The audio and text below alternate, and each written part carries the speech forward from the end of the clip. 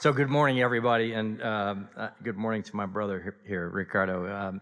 It's really funny. You never know what's going to come your way as time goes by. You know, I arrived in Pittsburgh very green after my residency, and I did a couple of years as a general otolaryngologist on the LSU faculty, and was lucky enough to be accepted to Pittsburgh. And I, of course, was very humbled, as I am, to be here today, because not only am I with one of my heroes, but I'm also among other honored guests this weekend who are my heroes as well. So I'm really humbled to be here and do this. But when I arrived, and Rick had gotten there a few weeks before I did, because the timing didn't work out for me to leave our academic practice until, fellowship starts in July, right? I think I started in August.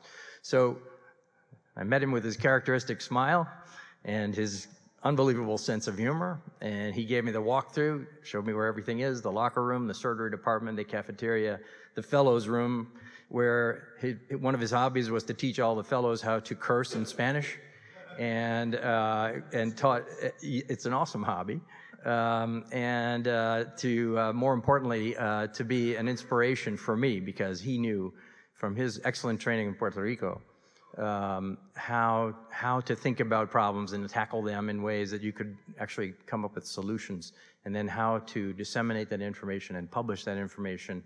And now he's perhaps among the most famous otolaryngology surgeons and skull base surgeons in the world. So it's just awesome for me to be here. Thank you so much for this invitation. So I'm going to Ricardo asked me to do a few things, and I think, you know, I entitled this as a evolution of skull base education. And this is a personal perspective for a few reasons. The items that Rick encouraged me to think about and present here are listed here. I'm not going to read through it all, but except for one, which is the challenges for chairs and directors and administrators. So, and I want to talk a little bit at the end about what has not changed in skull-based surgery or skull-based medicine. So here's a true disclaimer, and Ricardo was kind enough to read some of my qualifications. I didn't know if he was going to do that, so I'll just, look, I went to medical school, graduated in '81 in New Orleans. I was headed for general surgery, and I did 2 years in general surgery, but in the first part of that, I realized that otolaryngology, I did a rotation, and it changed my world. So otolaryngology ended up being my target. And because of the way you had to apply, I had to wait a year to get accepted. And so I did an elective year, of which my chairman sent me for 6 months to MD Anderson to do head and neck cancer work. And then I did emergency medicine to help pay the bills for the other 6 months, which was also a great learning experience, by the way. I was an otolaryngology resident for 3 years in New Orleans, and I joined the faculty, as Rick said. And then I did my fellowship in Pittsburgh, which started out as a one-year experience, but evolved into a second year as research fellow, because this guy and Carl Snyderman and Ivo Janica and Lalagam Shekhar and Chandra Sen all had so many wonderful projects that we decided it would be nice to have a fellow who could spend a concentrated amount of time bringing some of those things together. So then I went home to LSU, where I have been ever since, and I was a very reluctant chairman, in the sense that I never aspired to be an academic chairman. I just wanted to be a surgeon and a surgical educator. But my mentors encouraged me in that direction. So here I am 25 years later. I think I've trained over 100 ENT residents, have worked with many, many neurosurgery residents as well, and I think thousands of students over the years. I've survived 4 US presidents, 5 deans, and 3 chancellors. So I think the personal perspective part of this is just sort of how you can survive as a skull-based educator. So these were my two mentors in ENT surgery, George Lyons and Merv Trail, who were giants in my own field and in our recollection at LSU. In fact, it was Dr. Lyons who clipped this out of a journal. This is the announcement of the first annual meeting of the North American Skull-Based Surgery, and at the top it says, "To W Nuss. This is the course I spoke of." And I started making phone calls, and one of them was to Carl Snyderman, and found out about it, so the rest is sort of history. But I do have tremendous mentors from my experiences at MD Anderson, whom I came to know and love, and also at the University of Pittsburgh, and I can't say enough about all of these individuals, all of whom are well known to you all. It's amazing.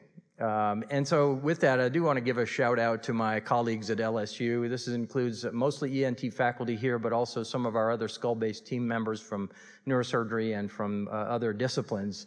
And we always strive for excellence, and as you all do, as we all do, that's why we're here. And so we shared our excellence experience with the football team this year. Just kidding. I couldn't not show this, right? Thank you. So how do we go about learning? That's an interesting thing, right? So what's changed over the years? One of the things is how we go about learning. So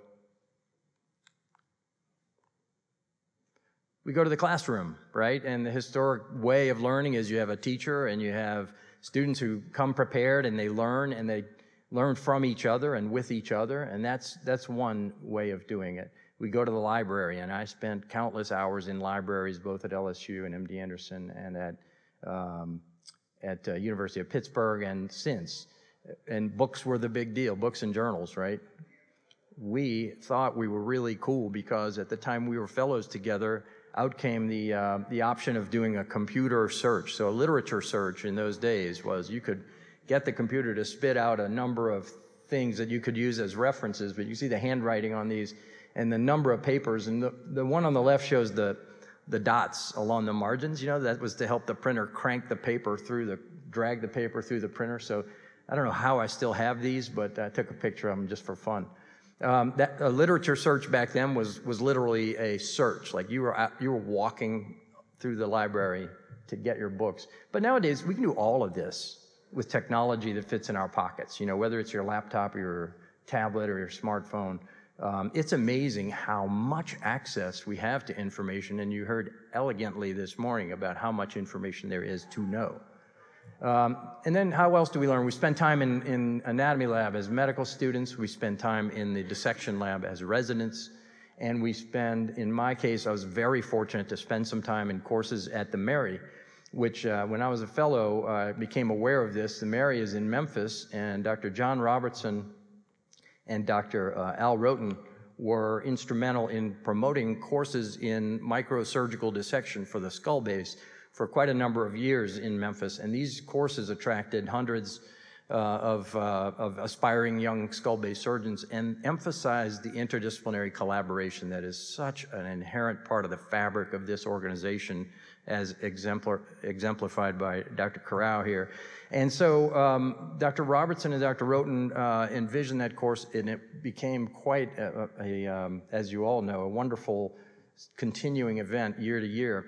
The logistics at some point changed, and the Mary was no longer the favorable place to do it. And that year we had a meeting in New Orleans where we had access to a nice lab, and Dr. Robertson and Dr. Roten were very, very supportive about this society bringing its annual summer dissection course for residents and fellows to LSU. So there's a few little snapshots from our lab at LSU in New Orleans, which is, we've been really fortunate to have a good facility.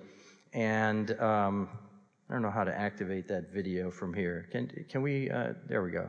So as you can see, it's a big space. It's probably the equivalent of about 20 operating rooms in one, and it can accommodate 40 or 50 people doing simulated skull-based things. And for anyone in the audience who has someone who wants to learn, if you're a resident or fellow in neurosurgery or ENT, it's a wonderful course. And I have some of my best friends in this picture who are here in the audience tonight, including the front row. This year's course is actually in August, and you can access that information at the website for the Skull Base Society. But taking all that as part of our experience, there are many medical schools now where the learning of human anatomy doesn't happen with humans or with human specimens. And less, there's a lot of pressure not to use human specimens. And we interview students from all over the US and beyond for a residency, and we find that a lot of them have only seen one cadaver demonstration, and they've used virtual technology, which has its great advantages. The evolution's been fabulous, but it's not the same as getting the tactile and the haptic knowledge of how human tissues feel and behave. The Roten collection, after Dr. Roten passed away several years ago, was magnificently transformed into something that's in the public domain now.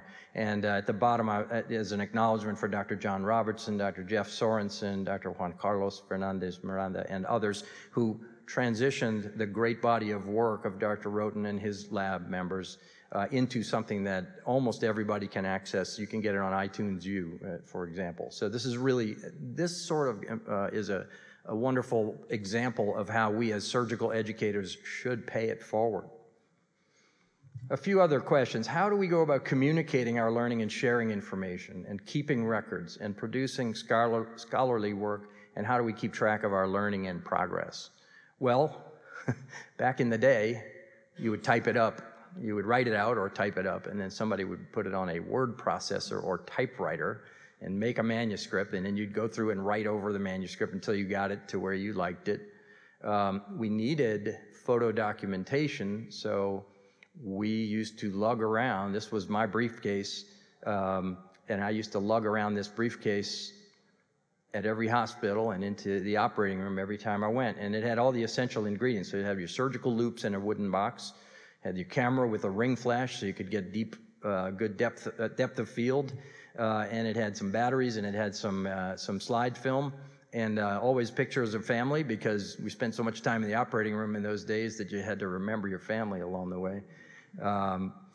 Then to translate that into presentation things, the Harvard graphics program came out, and that was relatively new when we were fellows. Ricardo actually showed me how to use it, and I think you helped me make this slide. We composed it on the computer, and I was so excited because we used to do it manually in other ways. And then you need a light box to look at your slides, right? And then you see this circular thing on there. Some of you have never seen slide carousels. But we would take our pictures from surgery and from the presentation graphics and put them in slides, and then these 2x2 slides would fit into the slide carousels, and if you're really fancy, you'd have a left side and a right side and do dual projectors. It was like a really big deal back then. And then to get those things from presentation to publication, we used to have to get all of our images printed into 8x10 glossies for sending to the editor and reviewers and publishers. So it was quite a time. If you were lucky, you got a letter saying that your publication would be accepted for publication. And then if you're really lucky, occasionally you'd get a letter from somebody in another continent asking for a reprint of your article. That's really an old notion nowadays, but it was really quite fun. And speaking of communication, back in that day, the letters, Dr. Shaker, one of these is from you, my friend, have always been such a welcoming mentor. The art of letter writing has sort of not survived as well as the technique of a quick email or a text that has somehow depersonalized our interactions just a little bit. So that's something to work on. And then we kept track of our cases in many ways, but one of mine was I carried around index cards, and I would just fill out index cards on each case that I did and each patient that I saw. And some of them included some, patient information, and then some detailed notes, and occasionally a sketch just to remind myself of what we did and what could be learned from it. And then we would tape them up or file them away in a journal type thing. And again, all of this can now be done with a handheld device or online access in moments, as opposed to the belabored way that we used to store and try to access materials that we had used in our learning. So even for this meeting, there's no printed program anymore. And you had Steve Jobs, I have Steve Jobs. This guy changed the world as we know it in terms of how we manage information and learning, right, and communication. So some other questions. How do we foster excellent education in the face of economic and financial challenges? How do we maintain high-level education as we face more and more restrictions and regulations? And look, as a surgical educator, these are ongoing challenges, and they're very much moving targets. And I think physicians, deans, chancellors, politicians, insurance companies, and even department heads have got to continue to innovate, to persevere, and to very passionately support responsible decision-making in medical education. Because what's getting left out of the financial equations is the value of education, and education takes time, and Medicare doesn't want to pay much for it, and the government doesn't want to pay much for it. It's up to us to continue to advocate for that and to innovate in that. We must be the frontiers. And so how do we create learning strategies for 21st century learners and provide enough experience in the setting of duty hour restrictions? When Rick and I were fellows, we were 24/7. There were many weeks where we probably, got home for 3 or 4 hours a day, and that was kind of a habit. It's not a good habit, but it's not reasonable to do that anymore. But in the context of what we do now with duty hour restrictions, we have to make sure that we have enough case volume so that learners get enough experience with complex diseases. And that might involve more virtual reality access and more online video access and the things that you can learn from without having to physically always be the one touching the patient, although there's no substitute for touching the patient. So how do we do that? I think we have to continue to attract the best and brightest in our field and in all the disciplines that can contribute to skull-base surgery. I think we have to inspire them to want to ask the questions and to move forward and to press on the administrators and the politicians and the people who have financial resources to vocally and emphatically say why it is that this is important. We don't treat necessarily a lot of high-volume disease in skull-base medicine and surgery, right? Some of it is maybe, but we're super subspecialists, and a lot of people don't get that. And especially if you have to make the case, we were talking about this morning in a CPT coding seminar led by Dr. Snyderman about how the healthcare administrators in the insurance companies do not get the importance of what we do. You can passionately argue it, but we have to keep hammering away at that. Sometimes change happens in ways you don't expect. So this was the old Charity Hospital, which was the 4th iteration of a hospital that started in the 1700s in New Orleans. And we were unfortunate to have a bad weather event in 2005, which flooded our city and destroyed a lot of our area. I love the beautiful castle surrounded by water this morning. I love that slide, and I'm like, that looks like part of our area. But what happened was, after we hammered away at the politicians and at FEMA and anybody else who would listen, that we needed to have a state-of-the-art hospital in which to practice. So in 2015, we saw the opening of our $1.2 billion, million square foot new hospital, and a couple of years after that, a new $1 billion VA hospital next door. So it's been, it's an ongoing struggle to get resources and to make things happen, but if you're persistent and if you aggravate people enough, they sometimes pay attention. A few other random items. Administration in education and healthcare has vastly changed. Finances and funding are influenced by complex processes. We used to have what's called line money and salaries in the university. That's how I first got hired. My boss said, okay, finally I got the dean to give me some line money, which means that money is available for your department to pay a person. And that's guaranteed money, and there's security in that. And if you weren't on line money, then you were on soft money, which meant you might not last beyond the next academic year. But now we rely on pro formas and metrics and spreadsheets and CPT codes and RVUs to drive those decisions. And I think chairs and deans and chancellors have to be more knowledgeable about metrics than ever before, or at least have people who are.